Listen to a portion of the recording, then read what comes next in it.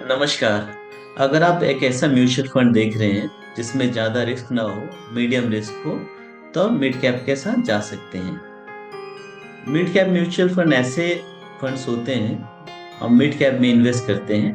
कहने का मतलब ये है कि मार्केट कैपिटलाइजेशन के हिसाब से जो टॉप के स्टॉक्स होते हैं वो लार्ज कैप में आते हैं, और उसके बाद 101 से लेकर के 250 तक जो स्टॉक्स आते हैं वो मिड कैप कहलाते हैं।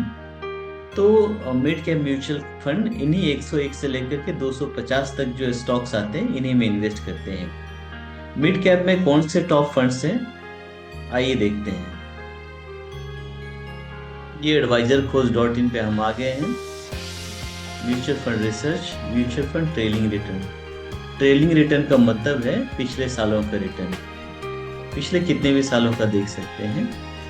इसमें कैटेगरी हम लोग सिलेक्ट करते हैं mid cap, plan type regular और पीरियड 5 साल। सबमिट करते हैं। मिड कैप में कुल 30 म्यूचुअल फंड्स हैं, और टॉप की म्यूचुअल फंड की बात करें तो सबसे टॉप पे आता है Motilal Oswal mid cap fund. इसने 5 साल में 38% का रिटर्न दिया है, 1 साल में 15%।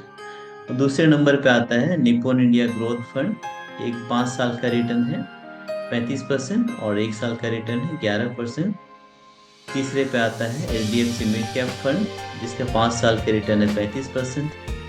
चौथे पे आता है एडलवाइज मिड कैप, 5 साल के रिटर्न 34%। पांचवें पे आता है क्वांट मिड कैप फंड, जिसका 5 साल के रिटर्न है 33%। तो 30 फंड में कोई भी टॉप के 5-6 फंड में आप इन्वेस्ट कर सकते हैं। सभी का रिटर्न लगभग एक समान ही होता है, 1-2% का फर्क पड़ता है, लेकिन जरूरी नहीं है कि जो फंड आज टॉप पे है वो अगले 4-5 महीने में भी टॉप पे ही रहे। हो सकता है वो तीसरे चौथे पे आ जाए। ये रैंक चेंज होते रहता है इन्वेस्टमेंट के हिसाब से और मार्केट के हिसाब से। तो आप टॉप के कोई भी 5-6 फंड में इन्वेस्ट कर सकते हैं। और इन्वेस्ट करते समय एक चीज़ ध्यान रखें कि हर साल एक बार चेक कर लें कि आप जिस फंड में इन्वेस्ट कर रहे हैं क्या वो टॉप 6 में है या नहीं। अगर रैंकिंग छठे के बाद आता है, 7वें 8वें पे चला जाता है, तो थोड़ा सा रुक जाएं, थोड़ा सा पॉज करें 1-2 महीने के लिए, देखिए क्या रैंकिंग आता है। अगर रैंकिंग फिर भी नहीं बढ़ रहा है, अगर रैंकिंग 10वें से ऊपर चला जाता है, तो इस स्थिति में आप फंड को स्विच कर सकते हैं।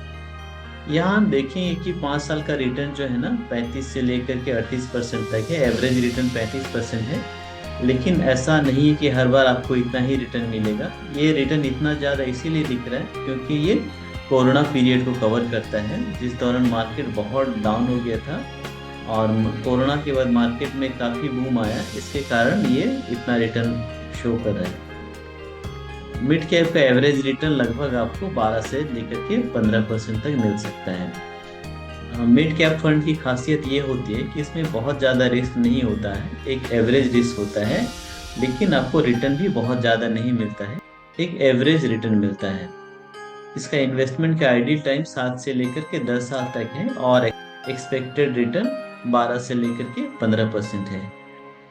तो दोस्तों, आप भी अगर कोई ऐसा स्टॉक देखते हैं जिसमें बहुत ज़्यादा रिस्क नहीं हो और रिटर्न भी एवरेज हो, तो आप मिड कैप के साथ जा सकते हैं। और हमने जो फंड डिस्कस किया, इसमें से आप किसी भी फंड में इन्वेस्ट कर सकते हैं। तो दोस्तों, इस वीडियो में इतना ही। अगले वीडियो में हम एक नए टॉपिक पे बात करते हैं। धन्यवाद।